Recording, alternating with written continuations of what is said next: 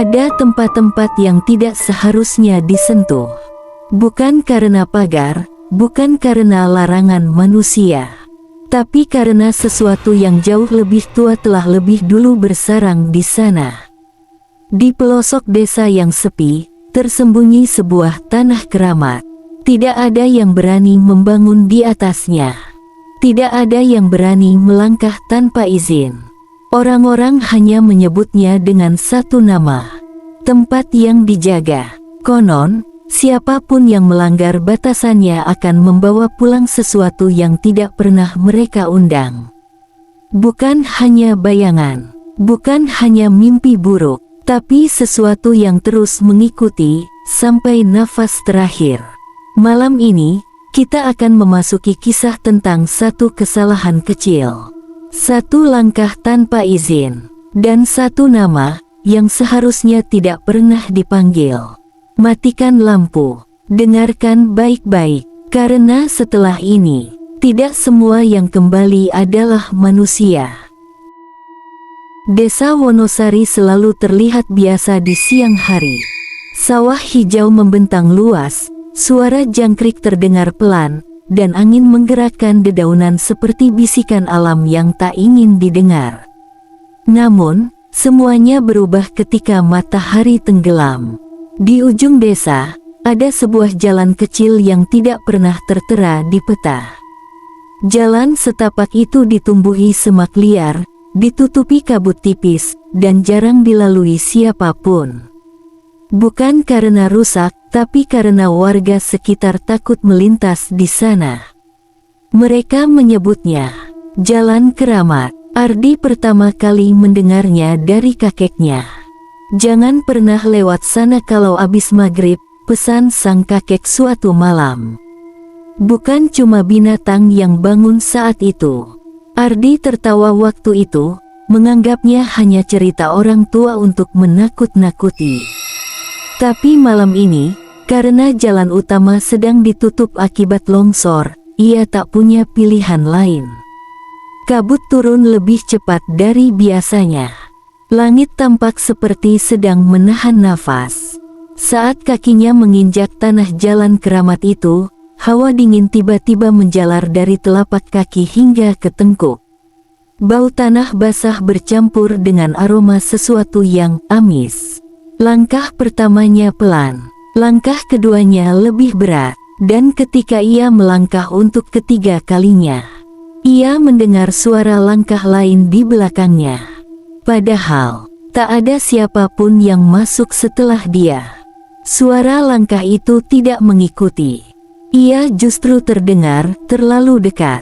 "Halo, ada orang?" Suara Ardi parau. Tidak ada jawaban. Hanya suara daun kering terinjak, pelan-pelan. Tiba-tiba, angin berhembus keras. Dan di antara kabut, Ardi melihat sesuatu berdiri di tengah jalan. Sesosok bayangan, terlalu tinggi untuk manusia, terlalu kurus. Kepalanya sedikit miring ke samping. Bayangan itu tidak mendekat, tidak bergerak, hanya berdiri, dan menatap Ardi. Udara menjadi lebih dingin. Jantung Ardi berdetak tak karuan. Lalu terdengar suara, bukan dari mulutnya, tapi langsung di dalam kepalanya. "Kalau sudah lewat, jangan menoleh ke belakang." Ardi membeku, dan, tanpa sadar, ia menoleh. Kabut turun lebih tebal dari malam sebelumnya. Hutan keramat itu seperti bernapas pelan, dalam, dan penuh rahasia busuk yang tertanam di tanahnya. Raka, Wira, dan Santi kembali ke pohon besar tempat kain kuning itu terikat. Namun malam ini, kain itu tidak lagi terikat. Kain kuning itu tergantung di akar pohon, menjuntai seperti kain kafan basah. "Siapa yang mindahin?" bisik Santi. Angin berembus, membuat kain itu bergoyang pelan. Lalu terdengar suara dari dalam hutan. "Jangan pulang." Raka menoleh. "Kalian dengar itu?" Wira mengangguk pelan. "Jangan pulang, jangan pulang." Suara itu tidak berdengung dari satu arah. Seolah-olah seluruh pepohonan ikut berbisik. Mereka mulai mundur perlahan, namun tanah di bawah kaki terasa lembek. Seperti tanah kubur yang baru digali. Wira menyorotkan senter ke bawah. Jejak kaki, tapi bukan jejak kaki mereka. Jejak kaki tanpa tumit. Jejak itu mengarah memutar, mengelilingi pohon keramat itu, lalu berhenti tepat di hadapan mereka. "Raka," bisik Santi pelan. Suaranya berbeda. Raka menoleh. "Santi." Wajah Santi telah berubah pucat. Matanya kosong, tapi bibirnya tersenyum. Namun suara yang keluar dari mulutnya bukan suaranya. "Kalian datang lagi." Wira menarik bahu Raka. "Itu bukan Santi." Tubuh Santi mulai bergetar, seperti digoyang angin yang tidak terlihat. Rambutnya perlahan terangkat, bukan karena angin, tapi seperti ada sesuatu menariknya ke atas. Kabut tiba-tiba bergerak membentuk lingkaran di sekitar mereka. Dan dari balik kabut muncul bayangan. Bentuknya kecil, pendek, tapi kakinya terbalik ke belakang. Makhluk itu berdiri diam, lalu memiringkan kepalanya dengan gerakan patah-patah. Wira berbisik panik, "Itu bukan manusia." Makhluk itu menunjuk ke arah pohon. Kemudian menunjuk ke arah mereka. Lalu terdengar suara dari tanah. Sudah terlanjur masuk. Tanah di depan akar pohon retak. Seperti ada sesuatu yang ingin keluar. Dan dari dalam retakan itu, tangan pucat muncul perlahan. Jari-jarinya belepotan tanah, mencengkeram akar pohon. Lalu kepala mulai muncul. Dan kepala itu tersenyum. Bukan senyum manusia. Hujan turun sejak subuh. Bukan hujan biasa, tetesannya berat, baunya amis, seperti tanah kuburan yang baru digali. Raka semakin gelisah semenjak malam itu. Sosok perempuan berbaju putih yang ia lihat di pohon beringin itu tak pernah benar-benar pergi. Ia hanya menghilang dari pandangan, tapi kehadirannya masih terasa. Udara di sekitar rumahnya terasa lebih dingin dari biasanya. Jam dinding di ruang tamu berhenti berdetak tepat pukul 3.33 dini hari, dan yang aneh, tak peduli diganti baterainya, jarum jam selalu berhenti di waktu itu.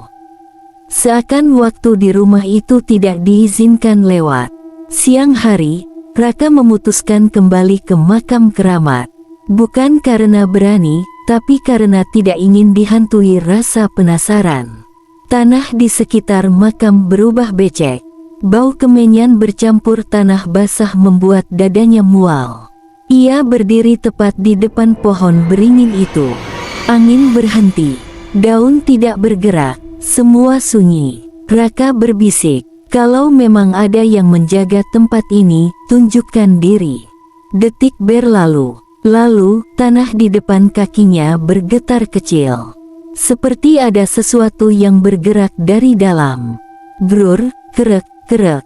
Suara seperti tulang digesek terdengar dari bawah tanah. Raka mundur selangkah, napas memburu. Tiba-tiba tanah itu retak. Retakan kecil, tapi cukup untuk mengeluarkan bau busuk, bau bangkai yang lama terkubur. Lalu, tangan. Bukan tangan manusia yang normal. Kulitnya gelap seperti tanah lembab, kukunya panjang berlapis lumpur. Jari-jari itu mencengkeram pinggir tanah. Raka terjatuh ke belakang, kakinya lemas. Dan tanah itu terdiam. Tangan itu tidak keluar sepenuhnya. Seolah hanya ingin memberi peringatan. Lalu suara muncul. Bukan suara dari luar, tapi langsung dari dalam kepala Raka. "Kau tidak seharusnya kembali." Raka menutup kedua telinganya, tapi suara itu tetap ada. "Yang tidur di sini, bukan milik duniamu." Hembusan angin tiba-tiba kencang, menggoyang pohon beringin. Daunnya bergesekan, membentuk suara seperti bisikan ramai. Raka merasa ada sesuatu di belakangnya. Perlahan, sangat pelan, ia menoleh. Sosok perempuan itu berdiri kurang dari 1 meter darinya. Wajahnya pucat, matanya hitam pekat tanpa putih. Rambutnya basah menjuntai. Bajunya putih, tapi bagian bawahnya coklat, seperti diseret dari dalam tanah. Lidahnya menjulur perlahan, dan ia berbisik, "Kalau kau membuka, jangan ikut terkejut dengan apa yang ikut keluar." Raka membeku, jantungnya seperti berhenti. Sosok itu perlahan memudar, menyatu dengan batang pohon. Angin berhenti, hujan reda, dan saat Raka menatap tanah yang tadi retak, retakan itu sudah hilang. Namun bau busuk itu masih tertinggal di udara. Malamnya, Raka bermimpi. Ia berdiri sendiri di pemakaman. Semua nisan terbuka, dan satu persatu, penghuninya bangkit, menatap ke arahnya. Langit mulai menggelap lebih cepat dari biasanya. Hutan di sekitar tempat keramat itu terasa semakin sunyi, seolah semua makhluk hidup memilih untuk bersembunyi. Ardi berdiri terpaku di depan batu besar yang baru saja ia sentuh. Tangannya terasa dingin, mati rasa, dan perih, seperti baru dimasukkan ke dalam es dan api bersamaan. "Apa yang sebenarnya kau bangunkan?"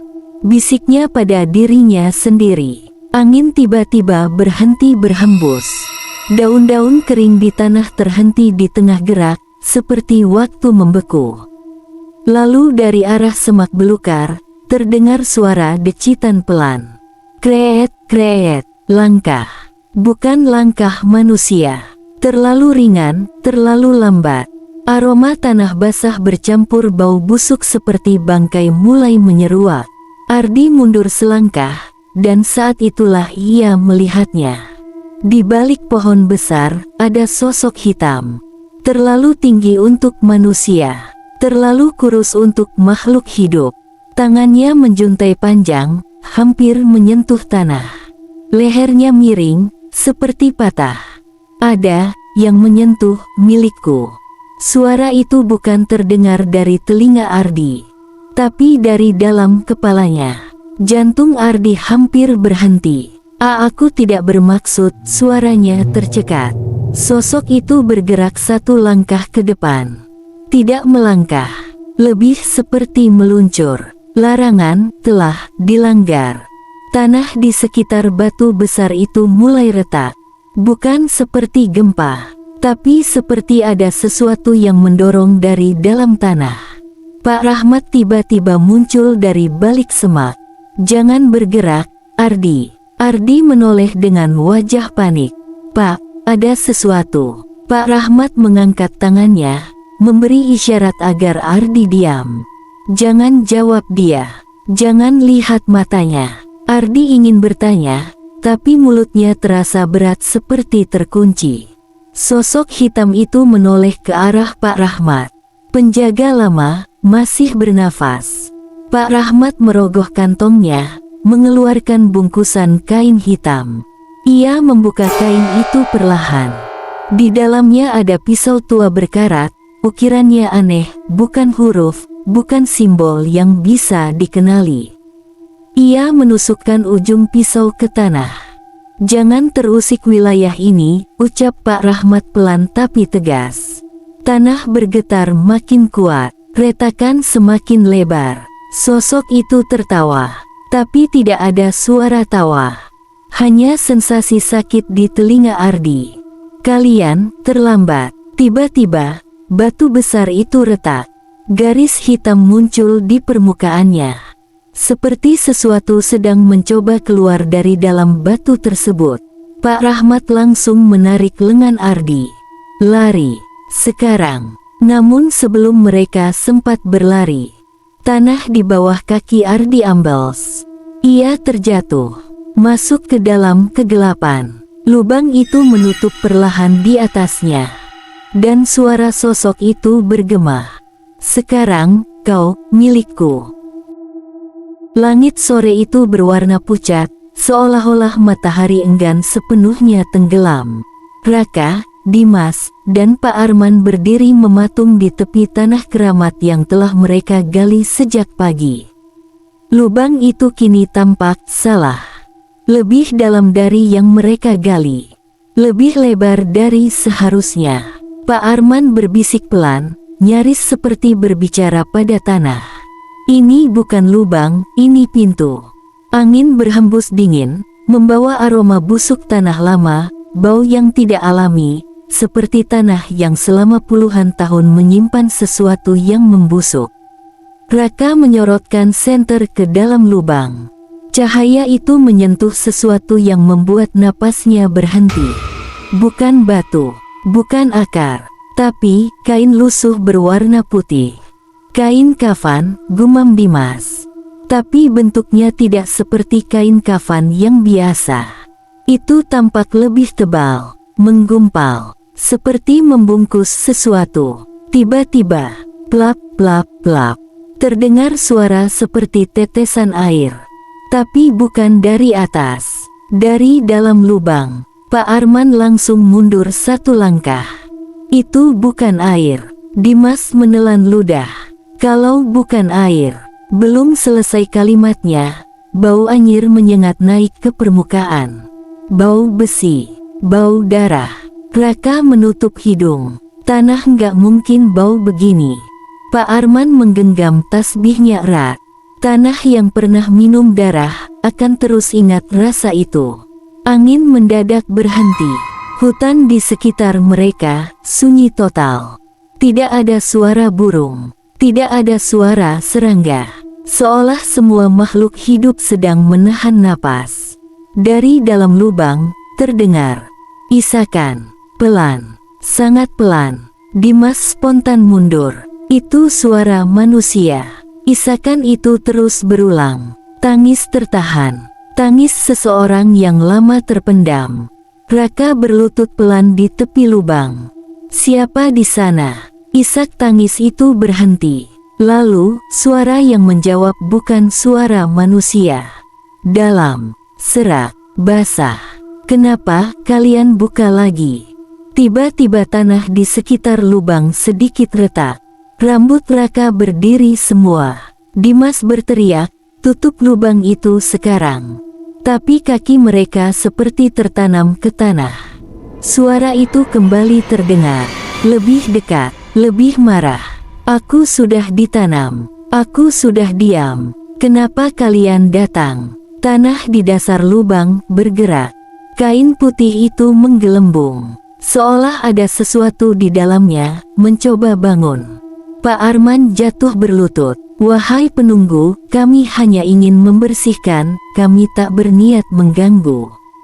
Lubang itu tiba-tiba mengeluarkan bau amis yang membuat kepala pening. Isakan berubah menjadi tertawa. Dan dari dalam tanah, sesuatu bergerak, sesuatu yang seharusnya tidak hidup.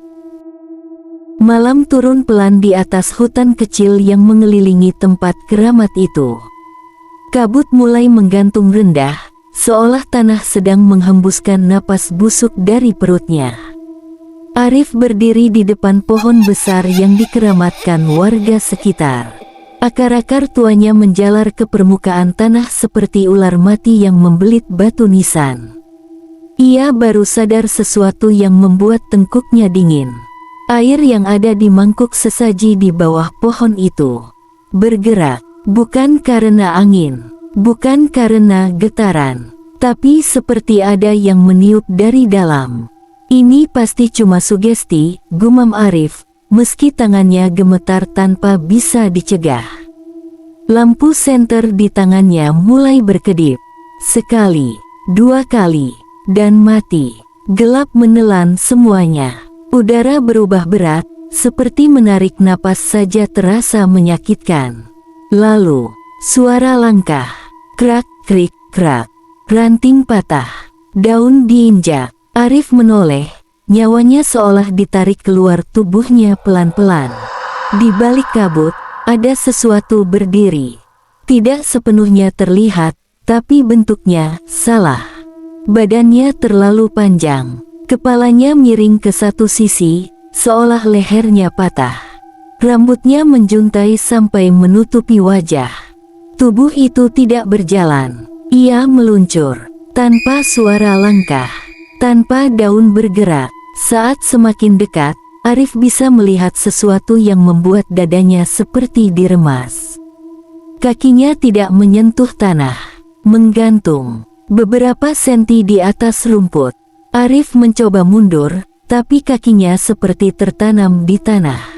Sesuatu menetes dari mulut sosok itu. Bukan air, bukan darah. Cairan hitam pekat, seperti minyak busuk. Bukan, Arif berbisik, air mata menetes tanpa sadar. Namun suara yang keluar dari sosok itu bukan suara manusia. Bergetar, berlapis, seperti banyak suara menyatu dalam satu tenggorokan. Mu, Meng, In, Jak, T, 4, Ku. Arif ingin berlari, ingin berteriak, ingin pingsan, tapi tubuhnya tak mau bergerak. Angin tiba-tiba berhenti, jangkrik menghilang, hutan menjadi sunyi seperti kuburan raksasa. Sosok itu semakin mendekat, dan akhirnya berdiri tepat di depan Arif. Wajahnya perlahan terlihat, mata kosong, berlubang, tapi tidak gelap. Justru seperti ada sesuatu yang bergerak di dalamnya, seperti cacing hidup. Lalu, bibirnya terbuka. Senyumnya melebar sampai ke pipi, merobek kulit sendiri. Sekarang, giliranmu, menjaga. Tiba-tiba tanah di bawah kaki Arif bergetar. Akar-akar pohon besar itu bergerak, melilit kakinya, menariknya ke arah batang. Arif menjerit, dan tepat sebelum kepalanya membentur batang pohon, ia melihat sesuatu. Di batang itu, ada bekas tangan, ratusan, tertumpuk, seperti banyak orang yang pernah diseret ke sini dan tidak pernah pulang. Kabut turun perlahan di antara pepohonan tua itu. Dahan-dahan besar menggantung seperti tangan-tangan kering yang menunggu sesuatu jatuh ke dalam pelukannya. Raka berdiri mematung di pinggir tanah keramat. Tanah itu tampak lebih gelap dari bumi di sekitarnya, seperti tidak pernah tersentuh matahari. Di tengahnya, berdiri sebuah batu nisan tanpa nama, hanya ukiran lusuh berbentuk lingkaran aneh. Pak Harun memegang bahu Raka dengan kuat. "Kalau kau sudah melangkah masuk ke tanah itu," bisiknya lirih, "kau bukan milik dunia biasa lagi." Raka menelan ludah. "Kita sudah sejauh ini, Pak." Langkah pertamanya terasa berat. Setiap kali kakinya menekan tanah, ia merasakan dingin yang merambat ke tulang. Udara mendadak sunyi. Tidak ada suara jangkrik. Tidak ada angin, seolah dunia menahan napas. Tiba-tiba, kers, sesuatu bergerak di dalam tanah. Raka membeku. "Itu apa?" Pak Harun menarik Raka mundur setengah langkah. "Jangan lihat ke bawah terlalu lama." Tanah di sekitar nisan bergetar pelan, seolah ada sesuatu yang membalikkan badan di bawah sana. Lalu, terdengar suara. Pelan, serak, tidak jelas apakah itu suara manusia, atau sesuatu yang selalu bersembunyi di bawah bumi. "Kenapa, baru datang?" Raka menoleh ke segala arah. Suara itu datang dari segala jurusan sekaligus. "Siapa itu?" Suaranya pecah. Pak Harun menunduk, kedua tangannya mulai gemetar. "Mereka, yang terikat di sini." Kabut semakin pekat, sampai jarak pandang hanya sejengkal. Raka merasa tubuhnya lebih berat. Napasnya sesak. Lalu, bayangan hitam ikut muncul di balik kabut.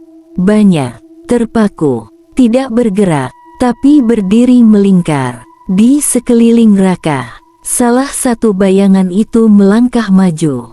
Bentuknya seperti manusia, tapi terlalu kurus, terlalu tinggi. Lehernya miring, kepalanya sedikit terkulai, dan ketika ia bicara, suaranya seperti datang dari dalam tanah. "Tanah ini lapar, Batu nisan tanpa nama itu mulai bergetar. Retakan kecil muncul di permukaannya. Pak Harun berbisik cepat, "Jangan balas apapun yang mereka tanyakan." Bayangan itu mendekat lagi. "Siapa yang kau cari?" Raka menelan ludah, keringat dingin membasahi pelipisnya. Semua bayangan serentak bergerak satu langkah lebih dekat. Tanah mulai retak di bawah kaki Raka. Dan suara itu kembali bergema, kini tepat di belakang telinganya. "Yang kau cari sudah mulai bangun." Ketika Raka menoleh ke arah tanah, retakan itu sudah membentuk celah hitam yang menganga. Dari dalamnya, sesuatu bergerak. Dan yang paling menakutkan, yang keluar dari dalam tanah itu memiliki wajah yang sangat ia kenal. Angin di area hutan keramat tiba-tiba berubah arah. Bukan lagi dingin, tapi pengap. Seperti napas dari sesuatu yang telah lama terkubur. Malam itu, Damar berdiri terpaku di depan sebuah tanah kosong yang baru saja ia sadari bukan jalan, melainkan kuburan lama. Kuburan itu tidak terawat, nisan-nisannya miring, beberapa sudah patah, dan yang paling mengganggu, semua nisan tidak memiliki nama, hanya angka 7, 13, 21, 39. Damar melangkah pelan. Tanah di bawah kakinya terasa empuk, seperti bukan tanah keras, tapi seperti diremas. "Kuburan siapa ini?" gumamnya. Pak Giman berdiri beberapa langkah di belakangnya. Wajah orang tua itu terlihat jauh lebih tua oleh cahaya remang senter. "Yang dimakamkan di sini bukan orang yang mati biasa." Damar menoleh. "Maksud Bapak?" Pak Giman menunjuk ke salah satu nisan. "Mereka adalah orang-orang yang melanggar sumpah keramat." Angin tiba-tiba membesar. Daun-daun berdesir liar. Damar merasa ada mata yang menatapnya dari balik pepohonan. Bukan satu, banyak. Ia berjalan lebih dalam ke area makam itu, dan tiba-tiba kakinya menghantam sesuatu yang keras. Duk, ia menunduk. Sebuah nisan kecil, belum lama dibuat, tanahnya masih gelap. Damar mengarahkan senter. Tidak ada nama, hanya satu angka, 8. Jantungnya terasa diperas. "Pak Giman," katanya pelan. Orang tua itu langsung berada di belakangnya. "Kenapa, Mar?" Damar menunjuk nisan itu dengan tangan gemetar. Pak Giman terdiam. Lalu wajahnya berubah. "Ini belum ada kemarin." Damar menelan ludah. "Kenapa ada makam baru, tanpa nama?" Pak Giman berbisik. "Karena pemiliknya belum sepenuhnya mati." Tiba-tiba tanah di depan nisan itu bergerak. Pelan. Seperti ada sesuatu yang menggeliat di dalamnya. Damar mundur satu langkah. Pak, tanahnya." Belum selesai ucapannya, tangan hitam muncul dari dalam tanah. Diikuti lengan yang penuh tanah basah. Jari-jarinya kaku, bengkok dan kukunya panjang berlumur lumpur. Damar menjerit tertahan. Sosok itu perlahan muncul, bukan bangkit, tapi ditarik ke atas oleh sesuatu yang tak terlihat. Wajahnya rusak, matanya kosong, mulutnya terbuka, tapi tak bersuara. Tapi dari dalam kepalanya, suara terdengar jelas. "Nomorku salah." Damar mematung. Sosok itu menoleh ke arahnya. "Nomorku bukan 8. Tanah di kuburan itu bergetar. Dari balik pepohonan, terdengar langkah kaki. Banyak, serempak, 1, 2, 3, seperti barisan. Pak Giman menarik lengan Damar keras. "Lari, Damar." Tapi sebelum Damar sempat bergerak, semua nisan di area pemakaman itu berubah. Angka-angkanya hilang, dan diganti dengan satu kata yang membuat jantung Damar berhenti sesaat. Namanya sendiri, tertulis jelas, Damar, dan di belakangnya, sesuatu bernapas. Hutan kecil di sekitar tempat keramat itu semakin gelap. Kabut turun lebih tebal dari biasanya, dan udara terasa lembab seperti napas tanah basah yang sudah lama dikubur. Raka berdiri terpaku di depan bangunan batu tua itu. Dindingnya penuh lumut, akar-akar pohon menjalar seperti urat nadi yang menembus bebatuan. Lampu senter di tangannya mulai berkedip. Pak Wiryo berdiri di belakangnya, suaranya nyaris tak terdengar. Kalau kamu sudah sampai di sini, artinya mereka sudah tahu kamu datang. Raka mengerutkan kening. Siapa mereka? Pak Wiryo tidak menjawab, hanya menunjuk ke depan. Di tengah bangunan batu itu, ada sebuah pintu kayu kecil. Pintu tua, lapuk, penuh goresan. Gagangnya sudah berkarat, dan terdapat banyak bekas kuku di sekelilingnya. Raka menelan ludah. Bukannya dulu tempat ini ditutup, Pak? Pak Wiryo mengangguk pelan. Seharusnya terkunci selamanya. Raka melangkah mendekat. Tiap langkah terasa berat, seperti tanah menarik kakinya ke bawah. Saat jaraknya tinggal 2 langkah. Klik. Suara kecil itu membuat jantung Raka hampir berhenti. Gagang pintu bergerak sendiri, pelan, berderit, berputar. Raka refleks mundur 1 langkah. Pak, siapa yang buka? Pak Wiryo sudah tidak di tempatnya. Raka menoleh ke belakang. Kosong, hanya kabut. Jantung Raka berdegup keras. Lampu senternya mati. Gelap total. Saat Raka hampir panik, terdengar suara napas. Tepat dari balik pintu kayu. Ngeh, napas berat, dekat sekali. Kemudian terdengar suara gesekan kuku di kayu. Krek, krek, seolah ada sesuatu di balik pintu yang mencoba keluar. Raka ingin lari, tapi kakinya terasa ditanam. Lalu suara itu berkata pelan, sangat pelan. Akhirnya, ada lagi yang datang. Raka menggigil. Itu, suara manusia. Tak ada jawaban. Hanya suara napas basah yang semakin dekat. Dan saat pintu mulai terbuka, senter Raka kembali menyala sendiri. Dan yang terlihat di balik pintu, bukan ruangan kosong, melainkan tangga batu yang menurun ke dalam tanah. Tangga itu gelap, dalam, dan seperti tidak ada dasar. Di dinding tangga, ada coretan-coretan aneh. Bukan tulisan, melainkan bekas kuku manusia. Dan tepat di ujung tangga, jauh di bawah, ada 2 titik cahaya, seperti mata. Kabut turun lebih tebal dari malam sebelumnya. Udara dingin menusuk tulang, dan jangkrik yang biasanya bersuara, malam itu menghilang seolah alam ikut menahan napas. Ritual di makam keramat meninggalkan bekas yang tidak bisa dijelaskan. Arif berdiri di depan pohon beringin tua di sisi pemakaman. Pohon itu berbeda. Batangnya bengkok, kulitnya pecah seperti wajah tua yang menahan jeritan.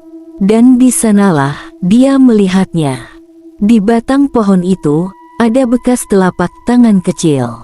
Bukan 1, bukan 2, puluhan. Seperti banyak tangan yang pernah menempel dan tidak pernah benar-benar pergi. Ini bukan pohon biasa, gumam Arif. Rina berdiri beberapa langkah di belakangnya, memeluk bahunya sendiri. Tempat ini rasanya bukan hanya diminta dihormati, tapi ditakuti. Tiba-tiba angin berhenti total. Daun-daun beringin yang tadi bergoyang, mendadak membeku.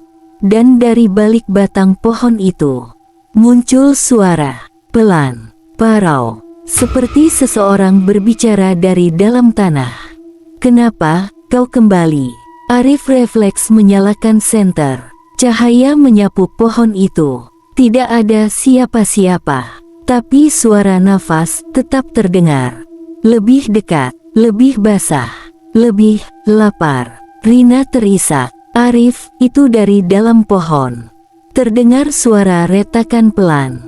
Kraak, Batang pohon itu membelah sendiri. Dan dari belahan gelap itu terlihat sesuatu. Rambut hitam panjang, kulit kelabu, dan satu mata terbuka perlahan dari dalam kayu. Arif mundur satu langkah. Tidak mungkin. Suara itu menjadi lebih jelas. Aku belum selesai. Malam itu, mereka sadar satu hal. Tempat keramat itu bukan makam. Itu adalah penjara. Dan sesuatu di dalamnya mulai bangun. Langit di atas makam tua berubah warna. Bukan mendung, bukan senja, melainkan warna abu-abu pucat seperti kain kafan basah. Angin berhenti, daun-daun berhenti bergerak, seolah dunia menahan napas. Raka berdiri di depan pohon beringin itu, tepat di tempat tanahnya terlihat berbeda. Tanahnya lebih hitam, lebih gembur, seperti baru digali, lalu dikubur kembali. Di tangannya masih tergenggam kain mori. Dan di sekelilingnya, sunyi yang terlalu sunyi. Pamannya berdiri di belakang, wajahnya berubah. Bukan takut, bukan kaget, tapi seperti pasrah. Dari dulu, aku tahu kau akan berdiri di sini, ucap pamannya pelan. Raka menoleh. Apa maksud paman? Pamannya menghela napas panjang, lalu menunduk.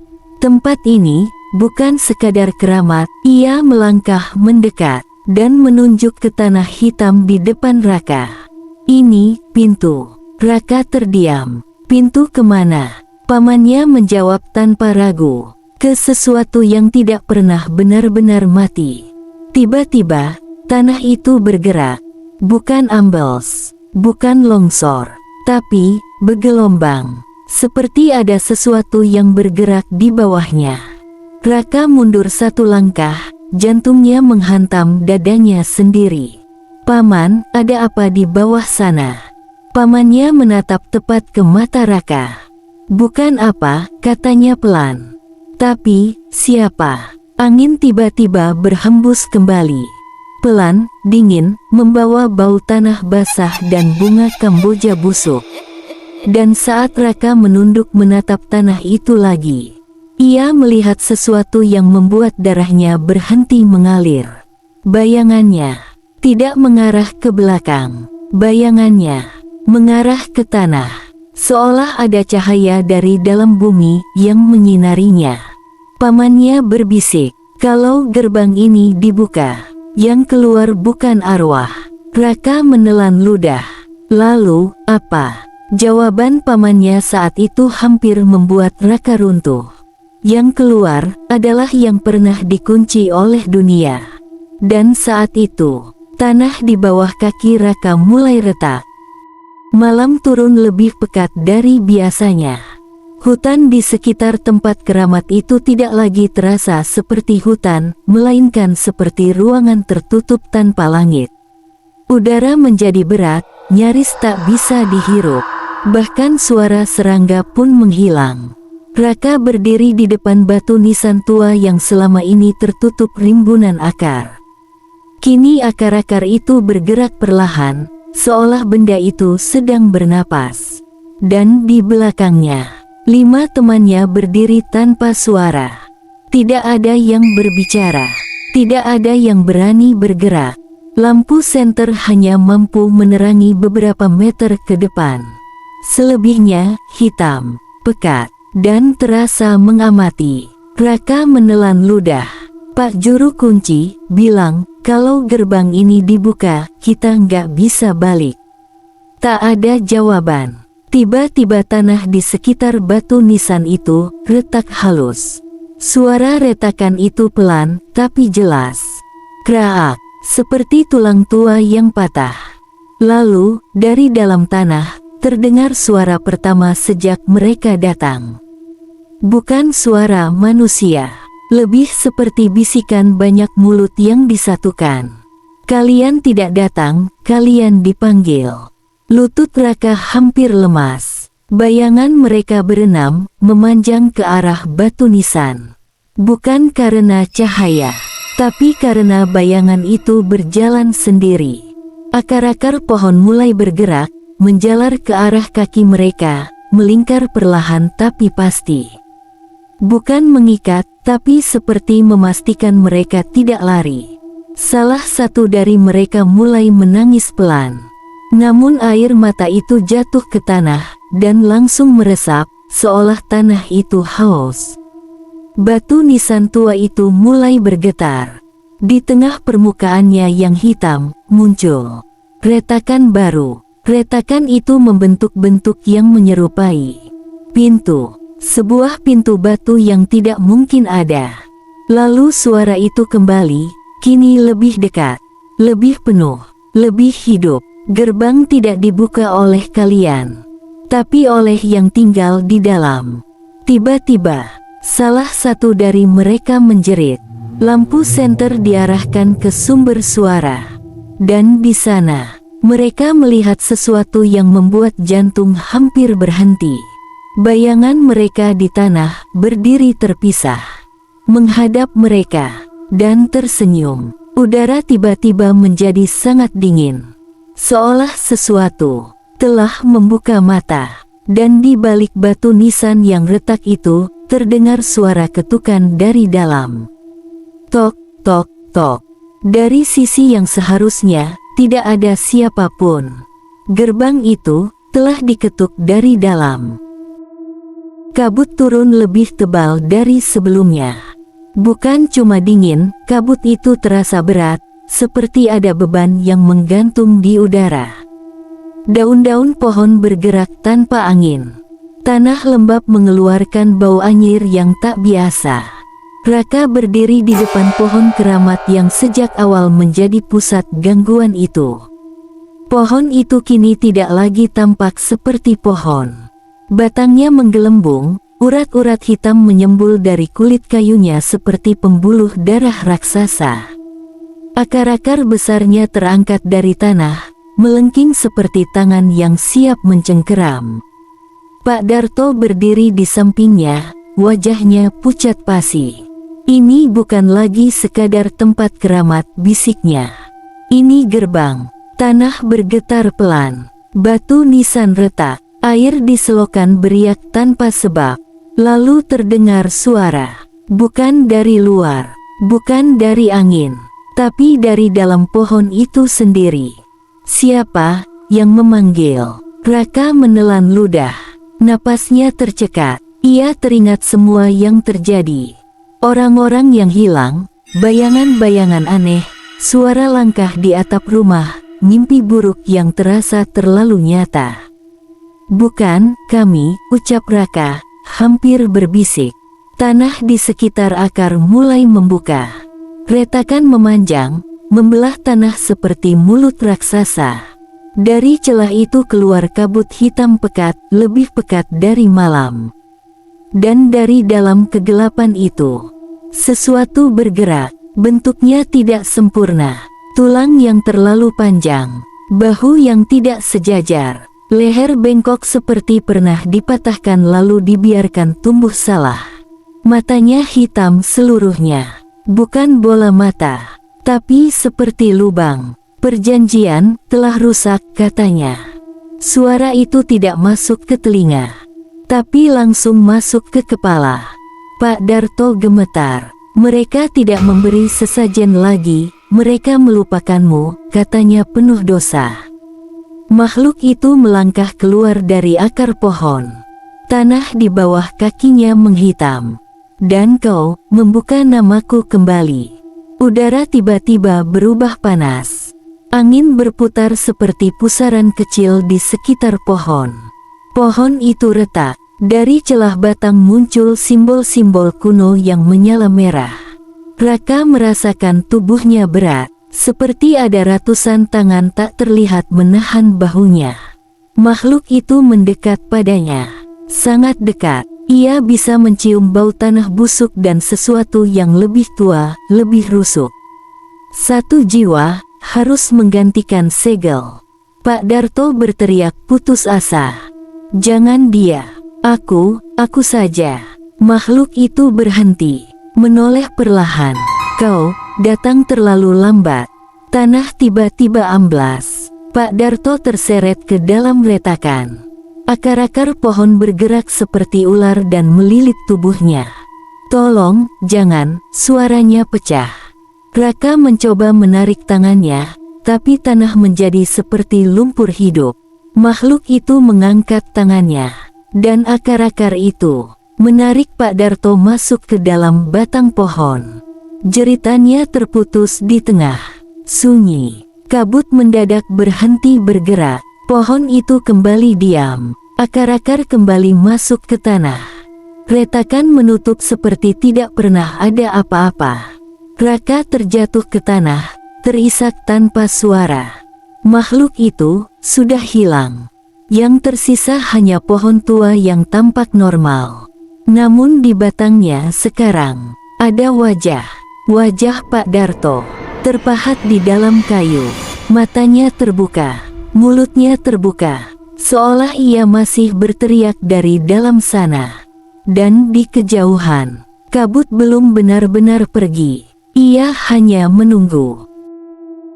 Hutan itu kini tampak sunyi. Tidak ada lagi suara bisikan. Tidak ada lagi bayangan bergerak. Pendopo tua berdiri kosong, kayunya lapuk, ukirannya nyaris tak terlihat. Tangga yang dulu selalu berderit, kini retak dan patah di beberapa bagian. Angin berhembus pelan, membawa bau tanah basah dan dedaunan tua. Tidak ada yang tahu pasti apa yang terjadi malam itu. Warga desa hanya tahu satu hal. Sejak malam itu, tidak ada lagi orang yang berani mendekati tempat keramat. Jalan setapak yang dulu menjadi jalur warga, kini ditutup rimbunnya semak dan ilalang. Pohon-pohon tumbuh liar, seolah ingin menelan ulang sesuatu yang pernah terbangun di sana. Tentang Arga, namanya perlahan hilang dari percakapan warga. Sebagian bilang ia selamat dan pergi jauh. Sebagian lagi yakin ia tidak pernah benar-benar keluar dari hutan itu. Dan sebagian lainnya percaya, ia kini telah menjadi bagian dari tempat itu. Malam hari, ketika bulan menggantung setengah dan kabut turun perlahan, kadang terdengar suara langkah kaki di tanah basah. Pelan, teratur, mengelilingi pendopo yang telah bengkok dimakan usia. Dan jika kau berdiri terlalu lama di depan batas hutan itu, saat maghrib hampir tenggelam, kau bisa mendengar suaranya. Bisikan yang lemah, tertahan angin. Jangan menoleh. Lalu sunyi kembali menyelimuti segalanya. Namun satu hal yang pasti, yang pernah terbangun, tidak pernah benar-benar pergi. Apa yang terjadi di tanah keramat itu kini hanya tinggal cerita. Tidak ada lagi jejak, tidak ada lagi saksi.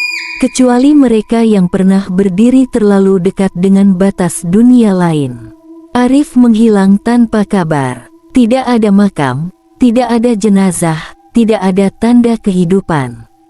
Yang tertinggal hanya bau tanah basah dan doa-doa yang tak pernah benar-benar selesai. Sebagian orang berkata tempat itu sudah kembali tenang. Sebagian lagi meyakini penjaganya tidak pernah pergi. Tanah itu masih sama, masih sepi, masih lembab, dan masih menunggu. Karena tempat keramat tidak pernah benar-benar ditinggalkan. Mereka hanya diam, sampai seseorang kembali melanggar batas. Dan jika suatu hari kau melewati tanah sunyi, dan mendengar langkah kaki di belakangmu, jangan menoleh. Karena bisa jadi, yang berjalan di belakangmu bukan lagi manusia.